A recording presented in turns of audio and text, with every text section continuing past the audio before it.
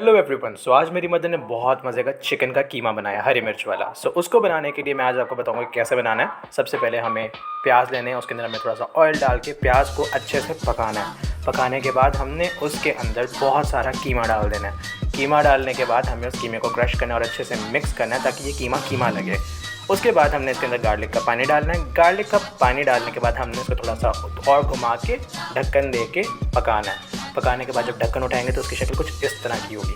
फिर हमने इसमें सुरख मिर्च, नमक, हल्दी, कसूरी मेथी, पिसा हुआ धनिया डालना है और उसको अच्छे से मिक्स करना है। ये सारे इंग्रेडिएंट्स इनको मिक्स करना है। And please if you enjoying the video please subscribe करना, लाइक करना और कमेंट ज़रूर करना, ठीक है।